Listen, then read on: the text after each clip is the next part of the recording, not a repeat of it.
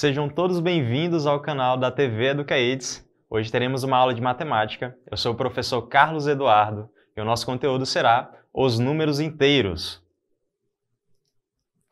Dentro do código de habilidade, temos como objetivo para a aula de hoje comparar e ordenar números inteiros em diferentes contextos, incluindo o histórico, associá-los a pontos da reta numérica e utilizá-los em situações que envolvam adição e subtração.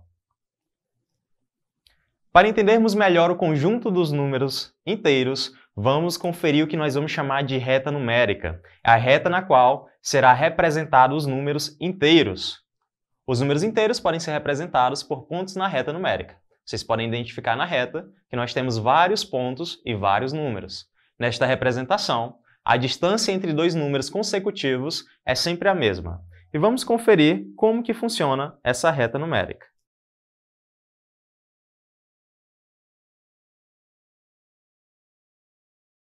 Temos, nesse caso, o zero, que divide a nossa reta numérica em dois lados. Temos o lado direito e temos o lado esquerdo. Os números que se apresentam ao lado direito do zero serão os números positivos, e aqueles que se posicionam ao lado esquerdo do zero serão os números negativos. Então, temos os positivos 1, 2, 3, 4, 5 e assim sucessivamente. Estes números são maiores do que zero, e quanto mais à direita o número estiver, maior ele será.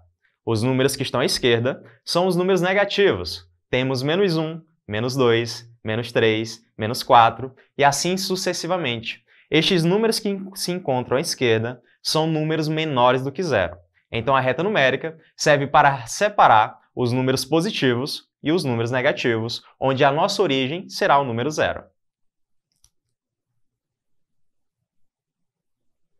Para entendermos melhor os números inteiros, vamos ver uma situação no nosso cotidiano.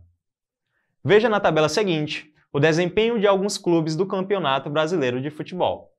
Temos a tabela dos campeonatos, com os números do time Brasileirão, e GM significa gols marcados, onde vocês podem ver que os gols marcados pelo Botafogo foram 16, pelo Palmeiras, 20, pelo América Mineiro, 9, e pelo Vasco da Gama, 9 gols também. Então temos aí os gols marcados até agora na tabela dos nossos times. Onde vocês identificarem GC, será os gols contras, que é o gol que o time recebeu. Botafogo recebeu 7 gols. Palmeiras recebeu 8 gols. América Mineiro recebeu 20 gols e Vasco da Gama recebeu 17. Vocês podem perceber que o América Mineiro e o Vasco receberam mais gols do que efetuaram. Então, o que nós vamos chamar de saldo de gols será um número negativo no qual nós vamos representar. Temos, então, SG, que será o saldo de gols, em que será a diferença dos gols feitos e dos gols levados. Botafogo recebeu 16 gols, fez 16 gols e recebeu 7. O saldo de gols será a diferença entre o gol efetuado e o gol que recebeu. Como foram 16 e levou 7, 16 menos 7, teremos um saldo de gol igual a 9. No Palmeiras, fez 20 e levou 8. O saldo de gols será igual a 12. Agora, no América Mineiro, podemos perceber que mais recebeu do que fez. Então, essa diferença será representada por um número negativo. Então, 9 menos 20 será igual a menos 11. Percebam que o resultado está negativo. Isso significa que o time mais levou gols do que fez. A mesma coisa acontece com o Vasco da Gama. Fez 9 gols, recebeu 17, saldo de gols será igual a menos 8. Representação negativa que recebeu mais gols do que fez. Vamos agora representar números inteiros no nosso cotidiano. No exemplo A, nós temos uma temperatura de 20 graus Celsius acima de zero. Se está acima de zero, quer dizer que é maior do que zero.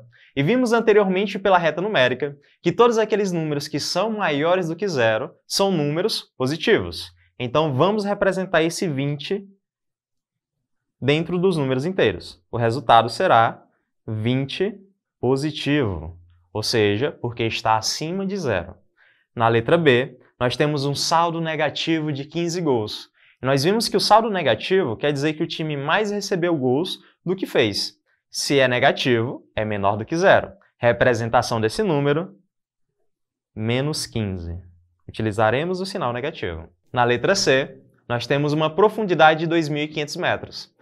Para representar essa profundidade, utilizaremos o sinal negativo. Então, menos 2.500.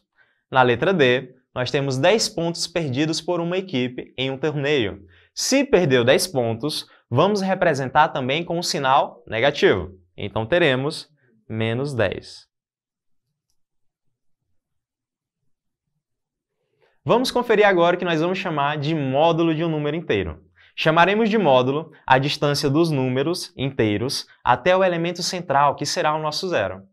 Então, chama-se módulo ou valor absoluto de um número inteiro a distância ou afastamento desse número até o zero na reta numérica. Como vocês podem ver, a reta numérica possui como elemento central o número zero mais uma vez. Para identificar o módulo de cada um dos números, nós vamos ver qual é a distância dele até o zero. Temos aqui como exemplo o número 4. Imaginem agora que eu tenho que dar passos a partir do ponto 4 até chegar no zero. Quantos passos eu terei que dar? 1, 2, 3, 4. Isso quer dizer que a distância do 4 até o zero é exatamente 4. E para representar o módulo, nós vamos utilizar duas barras. Teremos então 4 e um módulo de 4. Duas barras que simbolizam o nosso módulo. Módulo de 4 é a distância do 4 até o número zero. Então, temos como resultado 4. Vamos fazer a mesma coisa agora com um dos números negativos. Vamos escolher o número menos 4. Imaginem que eu estou no ponto menos 4 e eu tenho que ir até o zero. Quantos passos eu tenho que dar? 1, 2, 3, 4. Então, o módulo de menos 4 é exatamente a quantidade de passos necessários para chegar até o zero. Nesse caso, nós temos 4 positivo. E agora eu chamo a atenção de vocês para o seguinte. Quando estamos falando de distância, todos os resultados devem ser positivos. Não teremos distância negativa. Então, a representação do módulo, que é uma distância, sempre será positiva. Módulo de qualquer número positivo, resultado positivo. Módulo de qualquer número negativo, resultado positivo, justamente porque todas as distâncias são sempre positivas. Daremos agora início ao nosso primeiro exercício. Exercício número 1. Observe a reta numérica a seguir e dê a distância desses números até o elemento central. Nós temos aqui na letra A o número 5, que é o número positivo, até o número 0. Então, temos o 5 positivo até o número 0. Vamos ver quantos passos é necessário para que eu possa chegar até o zero. Temos, então, 1, 2, 3, 4, 5. Então, a distância do número 5 até o número 0 é exatamente 5. Lembrando a vocês que todas as distâncias serão representadas por números positivos. Agora a distância do ponto B, que seria menos 3 até o zero. Vamos ver quantos passos é necessário para sair do menos 3 até o elemento central, que será o nosso zero. Temos então 1, 2, 3. A distância de menos 3 até zero será exatamente 3 positivo. Letra C. A distância de menos 2 até o número 5 positivo. Quantos passos é necessário para sair do menos 2 até o 5 positivo? Vamos conferir. 1, 2, 3, 4, 5, 6, 7. Então, a distância de menos 2 até 5 é exatamente 7 positivo. Letra D. A distância de menos 4 até o 4 positivo. Menos 4 até o 4. Vamos conferir. Temos então 1, 2, 3, 4, 5, 6, 7, 8. Então, a distância de menos 4 até 4 será 8 positivo. Desta forma, podemos perceber mais uma vez que sempre que estivermos falando de distância, o resultado sempre deve ser positivo, por mais que tenha números negativos ou não. Comparação de números inteiros.